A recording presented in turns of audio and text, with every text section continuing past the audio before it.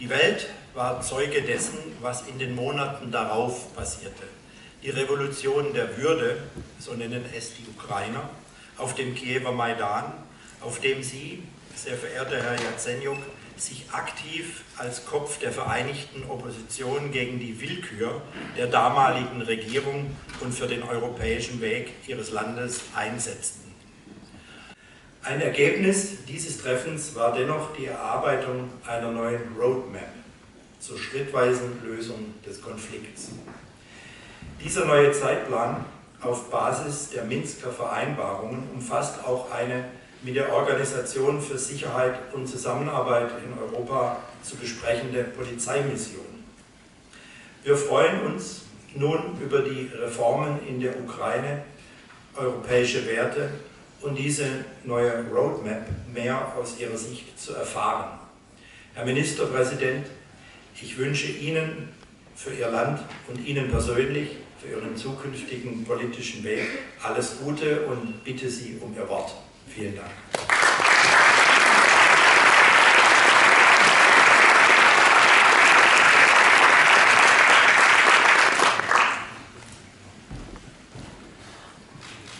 It's a great honor and privilege for me to address such a distinguished audience. I do remember last time I've been there last year together with the members of my cabinet, and we delivered a very strong speech what kind of reforms the government have undertaken, what kind of path we've defined for my country. And let me start with the words of great appreciation for the Chancellor Merkel, for the federal government, and for the German people. I truly commend her personal contribution, and I truly commend the fact that the German people stand by the Ukrainian people. Look, Germany is the flagship of European policy towards Ukraine. And we did a lot together, we achieved a lot together, and Germany played a crucial role in making this success story possible. You just mentioned a number of historic issues that relate to my country. And let me just remind you, in 2013, the Ukrainian people rejected the former president and the former government in their attempt to abandon EU integration idea. The former president fled the country, and the reason was very clear, because the former government decided to reject an idea to sign DCFTA with the European Union. Ukrainians took European flags in their hands, they went on the streets, and they started fighting. Fighting for justice, fighting for Europe, fighting for the European values, fighting for freedom, and fighting for our independence. And these European flags have blood spots. After a former president ordered practically a massacre against Ukrainians who have been fighting for our freedom. In the end, they left the country, and I was sworn in as a Prime Minister of New Ukraine. You know, just going back to the history, I do remember my first day in the office. Just a few numbers for you. On the treasury account of one of the biggest European states, you know how many euros we had? 15,000 euros. The overall debt of my country was $73 billion. We were entirely out of gas in our underground tanks. No deal, no gas, no cash, no government, no police, no army. But what we got from the neighboring country, at this particular period of time, at the same time, President Putin orders his troops to invade Crimea and illegally annex Ukrainian territory. For the first time after the Second World War, Russia decided to grab, not annex. I am no longer the prime minister, so I can skip all these diplomatic rhetorics. Just grabbed a part of independent country. Then he sent his proxies and his troops to Donetsk and Lugansk. We lost 20% of Ukrainian economy. We lost the territory. We lost a number of companies. But most dramatic thing that we lost, and we are constantly losing right now, lives of Ukrainian people. Lives of innocent people. And the reason is quite clear. Russian president still believes that in this way he can resurrect the empire. This is the wrong path, and this is the wrong way. And the time will come, and those who invaded Ukraine will pay the price. Very high price. So we faced tremendous challenges. And the thing is that, after the revolution, when you have an amplified, sometimes it's even exaggerated expectations of the Ukrainian people, it's so complicated to meet all these expectations. That's not the news that people always hate politicians. Okay? Well, and that's normal. But you have always to deliver. And in these current circumstances, I had to undertake extremely unpopular decisions. For example, could you imagine if, for example, the Chancellor goes to the German people and say, look, my fellow Germans, the government decided to increase household tariffs by 2 times. The government decided to impose new taxes. The government decided to tax your pensions. The government decided to shut down a number of social entitlement programs. The government decided to pass 3 austerity packages. But there was no other way. And in the end, we slashed the budget deficit from 10.5% to 2.5%. We decreased the debt by $7 billion. For today, it's $66 billion US. We increased and improved energy independence of my country. Because usually Ukrainians celebrated the New Year near the Russian Gazprom. So that was the tradition. But not this time.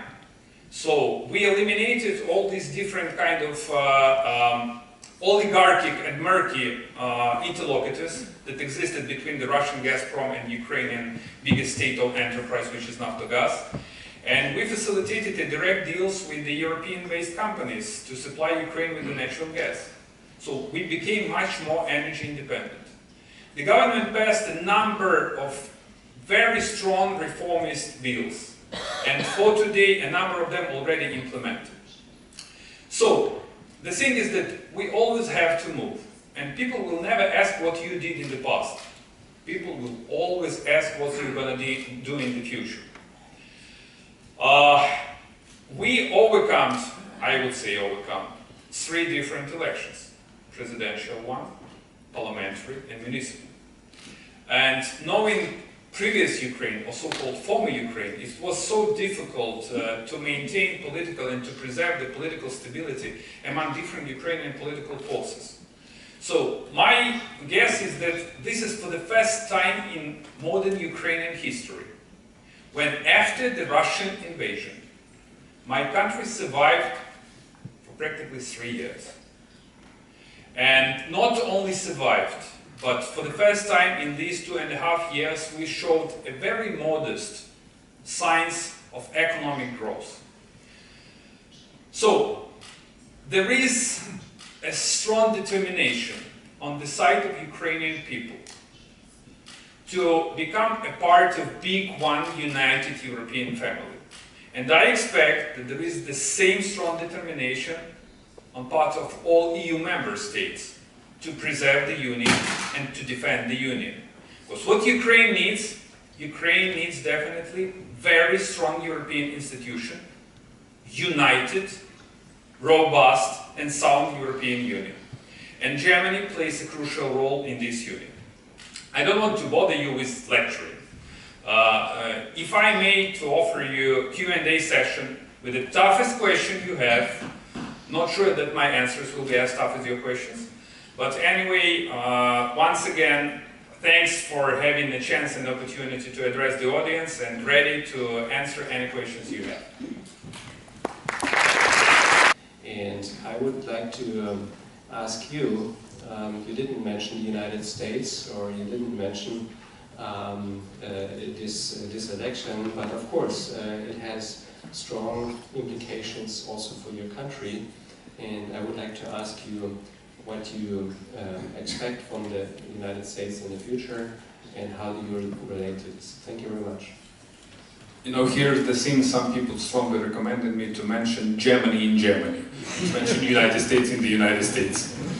Look, the US is a flagship in terms of support of Ukraine. You're well aware that the current US administration, together with the European Union and with the Federal Chancellor, they practically passed the decision to impose sanctions against Russia. So the financial support package was facilitated by the European Union, by Germany, and by the United States. And the US issued $3 billion of US Treasury guarantees to support Ukrainian budget. So the US once again passed sanctions, and the US provided a non-legal or so-called defensive military support package for the Ukrainian military. They sent a number of military folks to train Ukrainian National Guard and to train Ukrainian military. So we have very strong links with the United States administration, with the incumbent United States administration. The question you asked, what kind of policy the president-elect is to follow? Not sure I'm an expert in this particular case, but he is nominated by the GOP, by the Republican Party, which has very strong views towards Ukraine. Ukraine was always a bipartisan issue in the United States. So both Democrats and Republicans supported Ukrainian independence and cast their ballots for every single bill in support of Ukraine. So I heavily rely on GOP, on those Republicans who are champions of Ukraine, on those Republicans whom I met hundreds of times, who paid a number of visits to Kyiv. They know what's really on the ground. So let's wait and see who is to be in the next administration. President-elect already appointed Chief of Staff, who is a very strong conservative and who has strong links to the United States House. Once again, let's wait and see, but what is needed? Europe is to have very strong links and strong relations with the new administration. Even despite all these pre-election rhetoric that existed in the US. So one can say that if you want to be elected, you say one stuff. If you are already elected, you make another stuff. The US is based on very strong institutions. The US is based on very strong convictions. This is the oldest constitutional democracy. And the US was, is, and have to be the leader of the free world. So let's help the new administration to lead the free world. Thank you very much. And by this I would like to open, to your questions, and please, oh, I see a first question over there. Okay, please. Thanks for both questions. Let me start with the question of folks who strongly supported, for example, me personally in reforming the country. I heavily relied always on Finance Minister Natalia Jaresko, and we were together at the same panel at a similar place when we tried to explain what's really happening in Ukraine. Let me put it this way. let me change the Ukrainian tradition. What kind of political culture we have in my country? If you are the former prime minister, you go to Germany and blame everyone from the current government and the president. We are very strong frenemies with my president. But I am to defend him, and the reason why, only in case if he is to follow the same pro-reformist path. Because I will fight against those who want to undermine stability and who want to overthrow the government and who want to take Ukraine back to its dark post-Soviet future.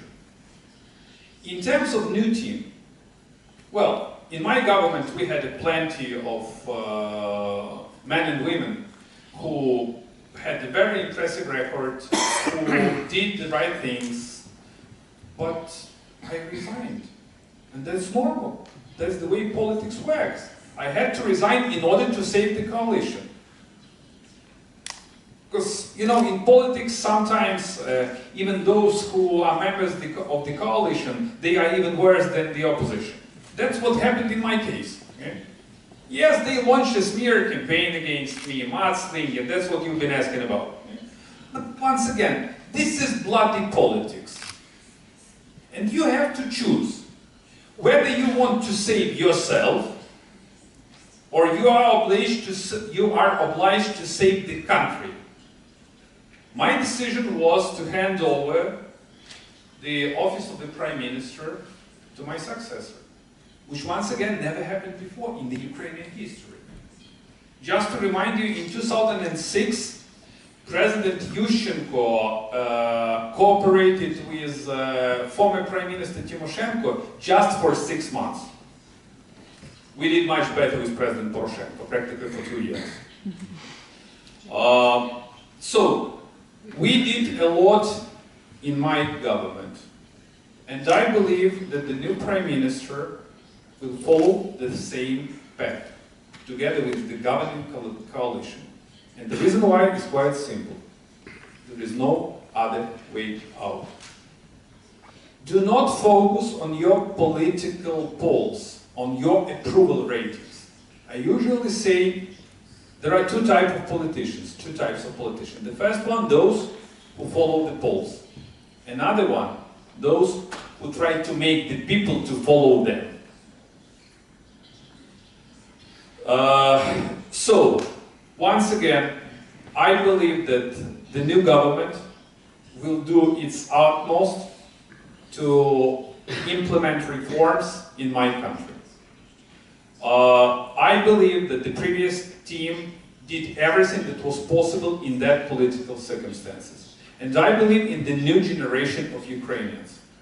Obviously, it's not forever. There is no any elected official who believes that, well, except some countries, like in Russia, that he is to serve forever. So that's normal. People change. Well, ministers change. New guys emerge, and other guys can easily get a free time like me. On the issue of corruption, let's talk about facts. Because for today we have the post-factual world. No one cares about facts. For the first time in the history of my country, we established an independent anti-corruption bureau.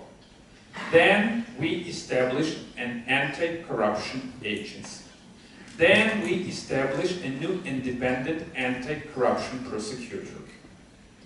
Then we changed the penalty code. Then, at last, for the first time in the history, I believe, of the entire Europe, we passed an e-declaration bill.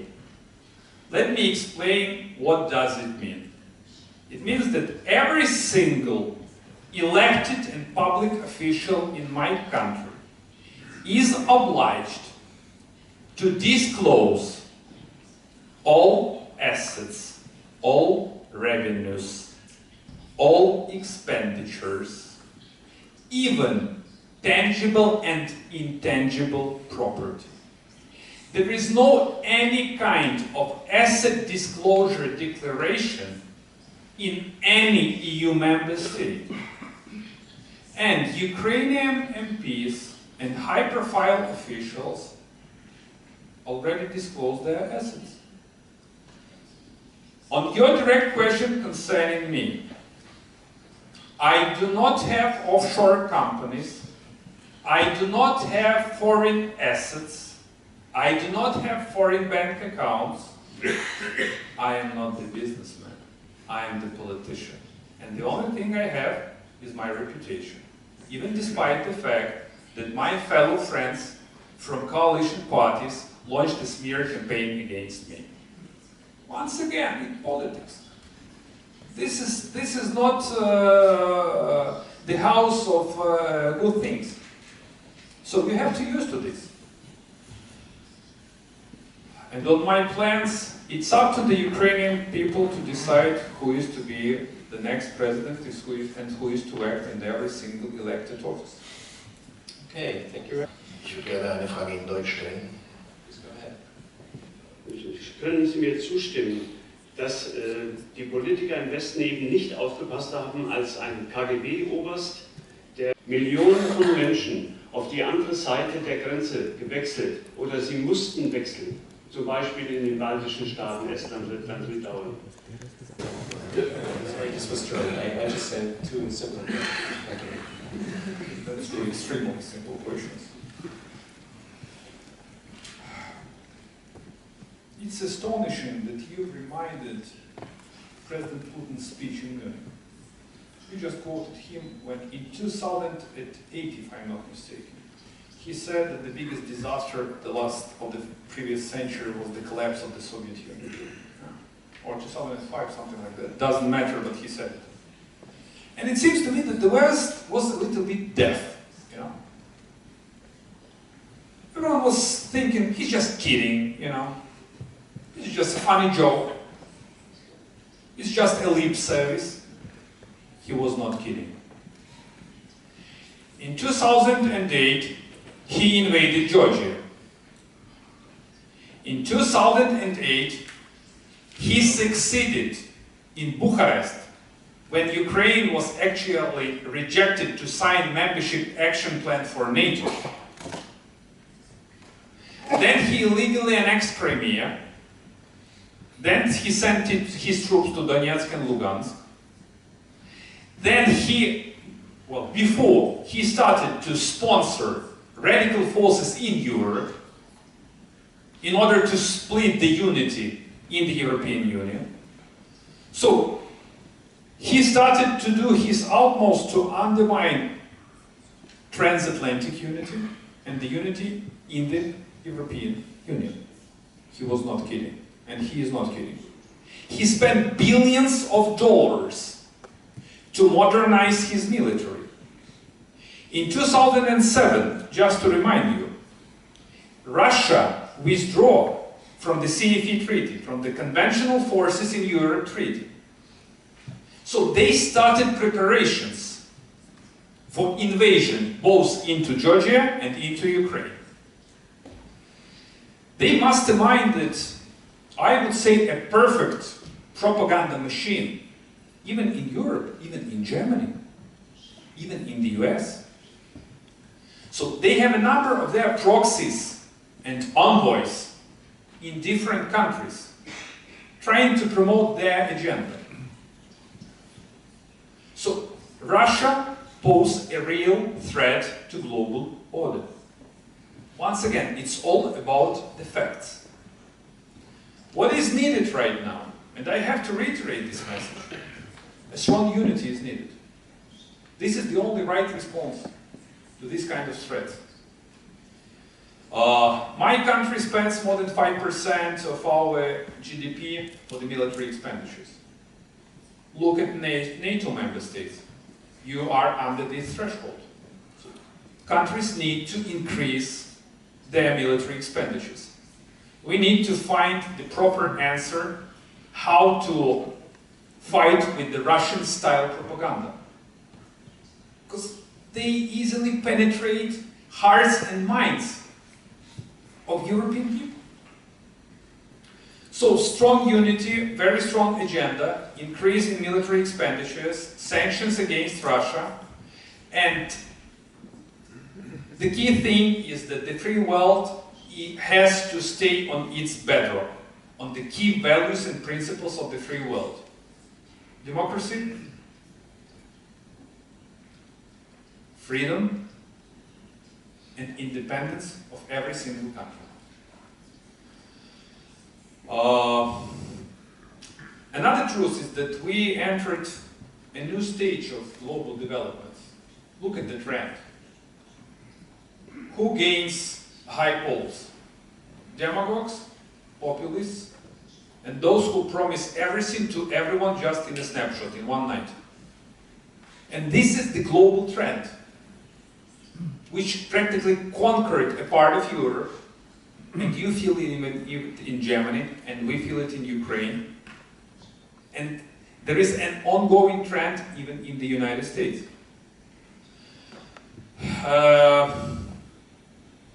It's not easy to be on the right side in these particular circumstances. And this will pass. So let's stick to our values. Let's defend and protect freedom and democracy. And we will stem this tide. On the issue that you raised on whether Ukraine has real perspectives to join the European Union, yes. But the thing is that I want to mention, so we want to have very strong union. After Brexit, after referendum in Netherlands,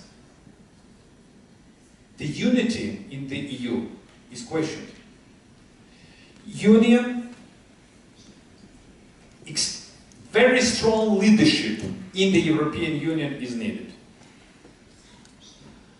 The real stronghold of the free world in Europe is Germany.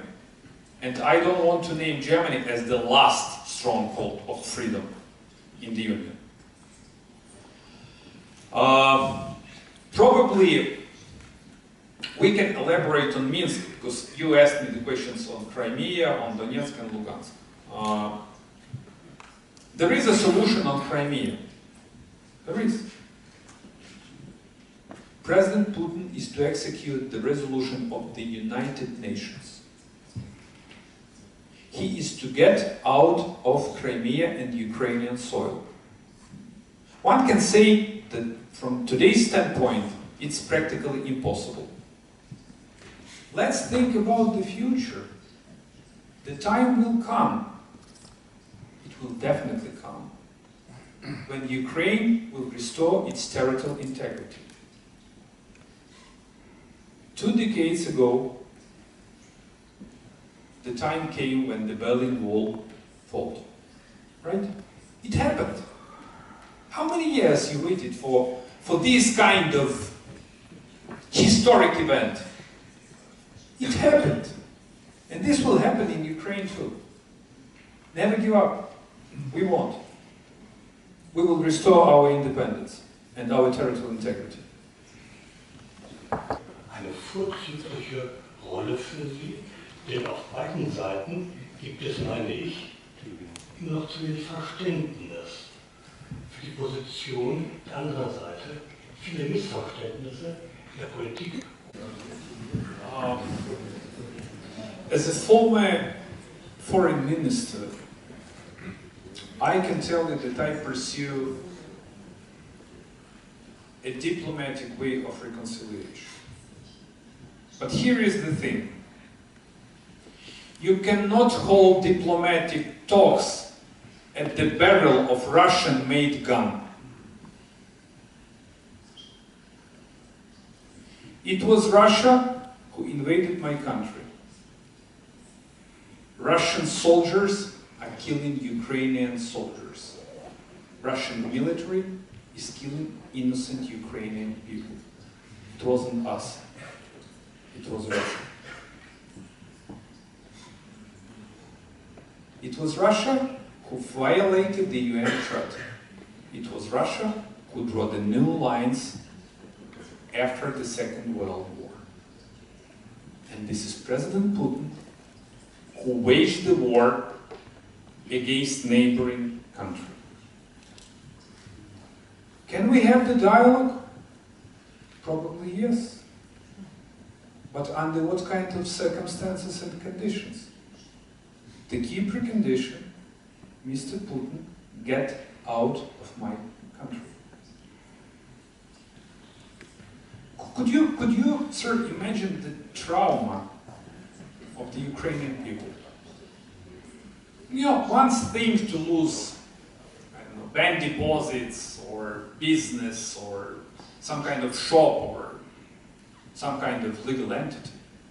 Another thing, when every single day coffins with the dead Ukrainian soldiers arriving to Kharkiv, Lviv, Chernihiv, all parts of my country. For what?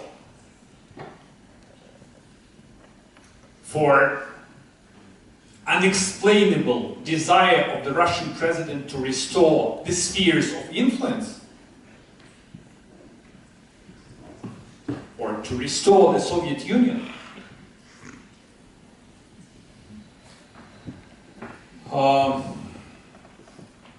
There was an idea to be somewhere in the midst. Let's not join NATO, let's not join the European Union. Let's be friends with both sides. So what's in the end? We don't have Crimea, we don't have Donetsk, we don't have Lugansk. These are the real facts. And it was the bargaining position of the former president when he abandoned an idea to join both EU and NATO. I fully understand, sir, that not all NATO member states are ready to accept Ukraine at this particular period of time. So we are quite pragmatic in terms of modernization and of approximation of Ukrainian military. There is a number of trust funds with NATO. So we need to improve Ukrainian military in order to meet the highest standards of NATO member states. And I will tell you the reason why, sir. We are protecting your borders. We are the only army in Europe that is fighting against the Russian army. We are paying very high price. In terms of the European perspective,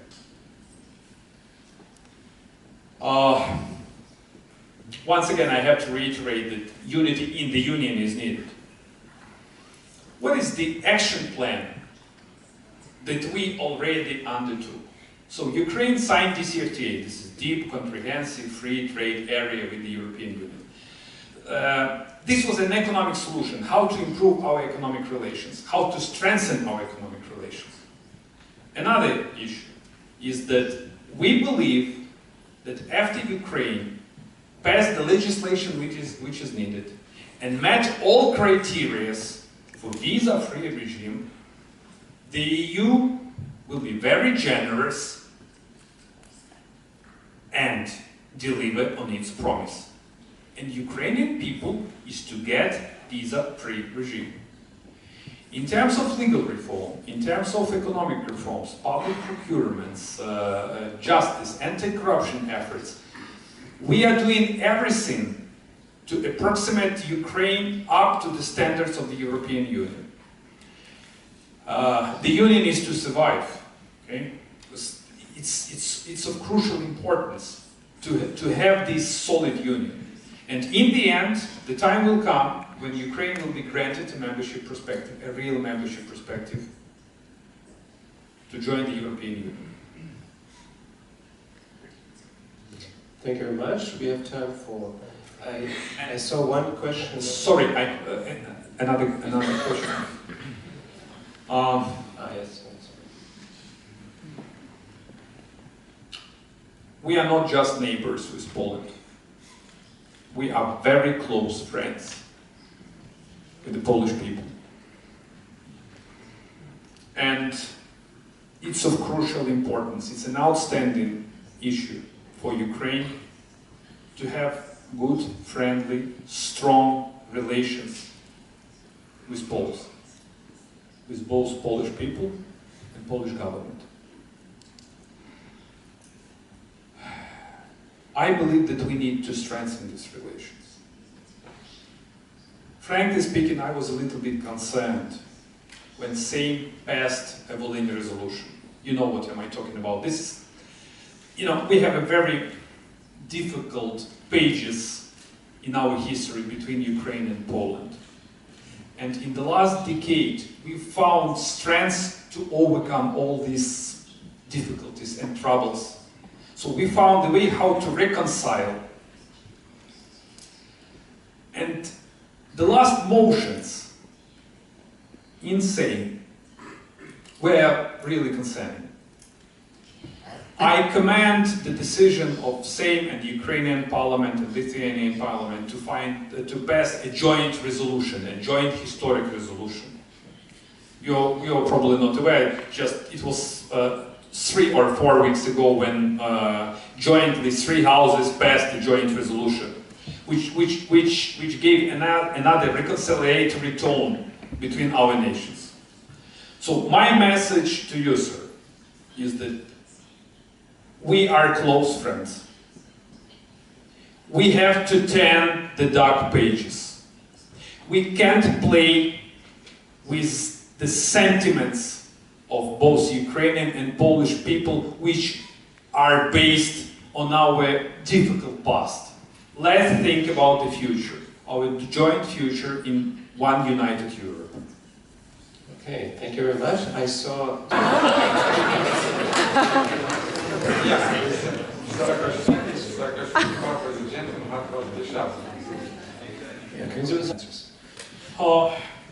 So, once again, thanks for all questions. Let me start with the question you raised on the media freedom.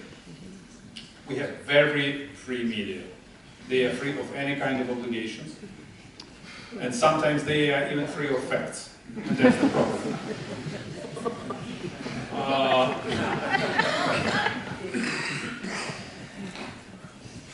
Frankly, the problem we are facing in our media environment is that media became a tool of those who own media. Yeah. There are a number of key Ukrainian TV channels with the shareholders linked to a number of business groups or those who orient on Russia or on another, I would say, places in the world. The way they present the information is partial, biased. What is needed? We need to make Ukrainian media not a part of political leverage or political tool, but a part of the basic principles of freedom and democracy. To tell the truth, to give a chance to everyone to express its own position, and to make media a business, but not a political tool. As for today, practically all key Ukrainian TV channels donated by their shareholders. If they are donated, so these folks have to establish some kind of business in order to get revenues and to finance the media. That's not the way the media works in the normal world. But we passed a number of, I would say, prominent legislation. For example, last year we passed a bill that obliged every single media station to disclose the ultimate beneficiaries of these companies. And this was the first step, how to make Ukrainian media more transparent. You know, if the government intrudes into the media environment, it always creates huge troubles. So the key thing is for the journalists to organize an independent body which is to supervise every single TV station, every single journalist, and which is to pass a code of media ethics in order to give to the Ukrainian people the real picture, in order to make the media really free, free from the political influence and free from the influence of oligarchs that still control Ukrainian media environment. Sir, you asked an amazing question, which relates to a very simple one, what we've done. especially for you, sir, I presented the legacy of my government. And I would be really happy to see similar legacy of another governments in the European Union. Truly. When you said you had to name this as the war, in legal terms, well, this is the war in real terms. And what we did, you asked me about the deeds, we sacrificed thousands of Ukrainian people. That's what we've done. Most inspiring, young generation. This is the precious asset of Ukraine. This is the best what we have. They are, I call this like I generation. They are independent, internet dependent, and very integral.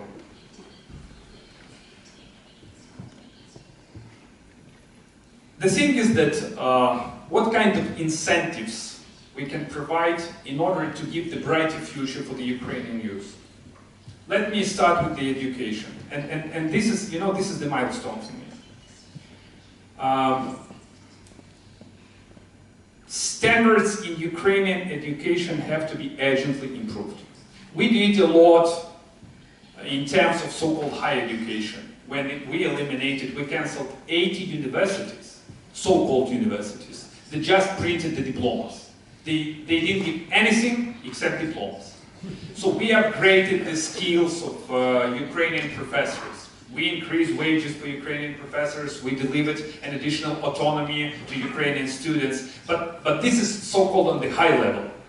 What is needed? Secondary education, college. This is the bedrock and background for having Ukrainian nation really smart, well incentivized, determined, and I would say even international. Both, first of all, in terms of language skills.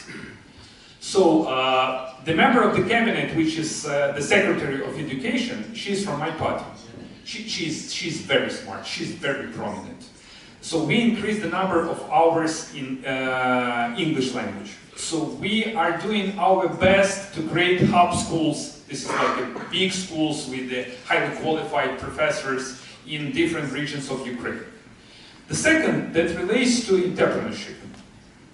That's true, that the interest rate is very high. And the reason why was very clear. Having skyrocketing inflation. Last year we had the inflation up to 40%. Depreciation of national currency from 8 hryvnias to 25 hryvnias. And it severely affected the market. It severely affected the banking system. For today, the central bank has done its job in terms of stabilizing the banking sector. The interest rate in the real sector went down. This gives a breathing space for the banks to provide loans with the lower interest rate. But the thing is that the government is to be on board in terms of providing offset for the young generation who want to get the loan, for example, to pay for their education or to buy an apartment, to offset the interest rate. And that's on the agenda of the government. The third issue in terms of entrepreneurship. Last year, could you imagine having all these kind of challenges that we are facing? We slashed the payroll tax by 2 times. This is one of the biggest. It's like, I don't know whether you have in Germany, you probably don't have like social contribution tax, the payroll tax. This is the tax on wages, which is one of the key revenues for the state budget. So the idea was to decrease the tension on the small and medium enterprises and to provide them with an additional incentives to develop business. The third issue is DCFTA, which is another opportunity for the young generation and for Ukrainian entrepreneurs to sell its goods to the European Union. And I just checked the data with the Germany. It's going up. It's going up. So we are using our chance. So my take is that this is a very strong nation. And this young generation, they are different. They are really different. They have convictions, they have the vision, they have guts, and they love my country, and they can deliver much to my country. Okay.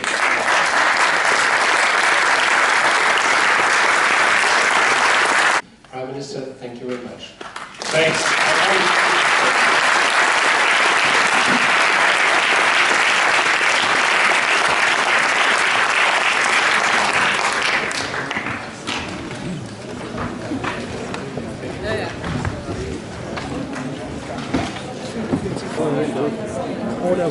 Thank you.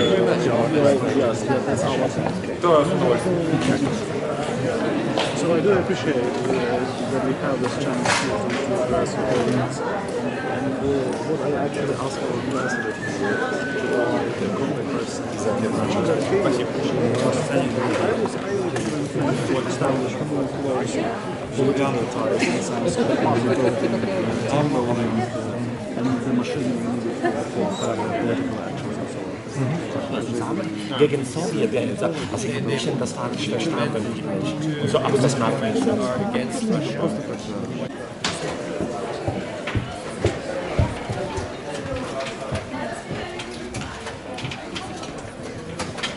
That's important. That's really important. Best wishes. Thanks. Thanks. Take care.